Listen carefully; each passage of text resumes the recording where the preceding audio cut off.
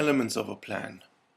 We are talking still about the introduction to marketing planning, how to write a marketing plan, followed by section B, the exact walkthrough through a marketing plan and its parts. This is part of marketing management, marketing planning. I'm Thorsten Strauss, the lecturer of this class at Antwerp University. And let's get right started. My contact information is in the back of this presentation. So actually, what is the content of a marketing plan? And this is really where the essence of marketing planning coming into play. We talked about when, that there's a yearly process and maybe a 3-year process or yearly budget type of process or project-driven process that initiates start of a business, entering a new market that can trigger a marketing plan. And if you look online and if you Google or search under Bing or other great search engines, and you find numerous examples of marketing plans. And my class last year actually produced over 200 different proposals of a marketing plan, and we took the best examples out of it. And I can tell you still among 80 or 90% of these marketing plans are not what I would consider a good marketing plan. And that is not only from an academic point of view, but also from a practitioner point of view. It doesn't need to be really complex, but there are 7 major parts of a marketing plan, and each marketing plan is a bit different depending on what is the purpose of a marketing plan. If you do a market penetration plan, that is a different type of marketing plan than how to reposition or change the branding in a product that is in a consumer product that is in a declining type of situation. So, but to give you a general structure of a good marketing plan, there's 7 parts. We have introduction, which is a setting up of the marketing plan. We have the analysis part of the marketing plan. We have a strategic section following the analysis part. The execution, the interpretation of the strategy then into action is happening in the execution part. Then comes a financial part, and that is the prediction of the return of investment. Then, without going too much detail, break-even analysis and such parts. There should be a risk part. If you ask me, there should always be discussed about risk. What type of contingency planning can you do? What are the risks perceived? And it should be just for the exercise of having thought them through. There should be a risk part, and then there's an additional part which is usually the appendix. In academic papers, it is very important that you include a reference part. Where is all this information coming from? If you're in the business world, this is not necessary at all times. If you're a consultant, that is also very much necessary, that you have a very good track of your sources and that they're all solid, robust, and good sources.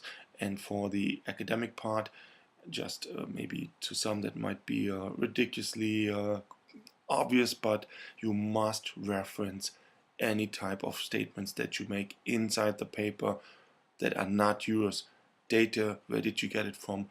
Logic that is not yours, that you're taking from other places. Assumptions that you're taking somewhere else. Unless this is really your idea, you should have a reference that is then in the reference part. So let's go through the different parts. The executive summary is the introduction part. Executive summary should only be 1 page, and we go into the details of each of these parts in the walkthrough now, which is following. Then is the analysis part that is split into an external analysis where you look into the macro environment such as pastoral, political, environmental, sociological, technical, legal and economical part. You look into internal parts of the company such as the KPIs, the performing part, the core competences of the company, some of the trends maybe internally. You form a type of SWOT that is a mix between external and internal components, how they meet, how they interact with each other. You review the objectives of the marketing plan, very clear, very narrow defined, not just sell more, but in which market, in what product category, what portfolio, what is the defined clear objective, what is the SMART goal out of this, and we get into SMART goals in that section. Then we're defining the marketing strategy. how do we actually get to reach the objectives, what type of strategy are we utilizing. Then we're talking about classical marketing, which is STP, segmentation, targeting, positioning. Segmentation is how do you cut the big cake of the market, which might be or should be heterogeneous, meaning not everybody's the same. You're using different types of segmentation techniques, maybe demographics such as age or income or life stage. You might use other segmentation methodologies here. Which of the segments that you have identified do you target? How do you position yourself against all the competitors? Are you taking a new category within this market that you're claiming? How are you using different attributes then in the execution to justify this positioning? That is then the classical 4 to 7 P's. And we get into those also in detail. Which metrics are you implementing? Which is your implementation plan? What are the controls? Who are the people allocated to these controls? What is your financial plan? Internal rate of investment, break even, return of investment, maybe compared to the weighted average cost of capital. Those are all financial terms, basically telling you how much money will I get back, how long does it take until my investment is paid off. Net present value is another measurement. Is this a better idea or better plan to do compared to other plans or other initiatives? That is where you justify the financials. You talk about risk and contingency next, and then you talk about where is the data coming from. You don't have to bring that into the plan. I think it's often better to have the data in a separate appendix that could be quite big. In our example here for the University of Antwerp, in this exercise, we don't want to go overboard with the appendix. Please review the guidelines. Just a quick example on top of my head: the consumption of takeaway food purchased in grocery stores is going up because you see a higher penetration of microwaves in the society, in the consumer population. You see a higher rate of women in the workforce. You see a decrease of cooking skills, all drivers of this. And then you don't need to show big tables. You can say it has increased by 20%, and you put the table in the appendix for the last 5 years. Or if you make a reference over a certain amount of years, you put the data in the appendix, but you just reference the conclusion that you draw from the data in the paper. And that is the end of the part. How to contact me? You can contact me on LinkedIn under Thorsten Strauss. I am part of OpenLink, so you can contact me for free.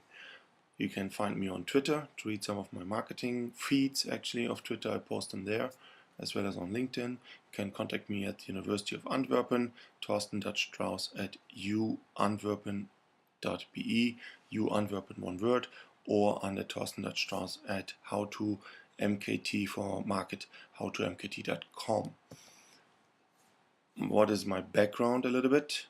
Actually, my tagline is I have 3 worlds experience, meaning highlighting the unique background that I have worked as a marketeer in an industrial setting, including on executive level as part of management. I have worked as consultant or work as consultant still under projects, and I work as lecturer. So combining 3 different types of perspectives on marketing and the challenges of marketing, which is, I think, unique. Then I am German born, educated in the United States, and educated at Copenhagen Business School with an MBA. I worked and lived in the United States for 8 years. I worked and lived in Europe for, 20 something years, 22 years. I worked and lived, not lived, but I worked in the Middle East for over a year very extensively. And I also have done some business and experience in Asia, exposure there with some of the studies at Tsinghua University, the Harvard of China, as well as, of course, production units and suppliers in Asia.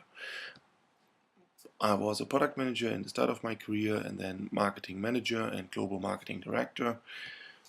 I led several projects, numerous projects actually. The 3 most relevant for this class would be a market penetration project, a geographic expansion project, and a global portfolio optimization project. So I'm quite familiar with project planning and my expertise and core competence is actually strategic planning, strategic process management, and ownership.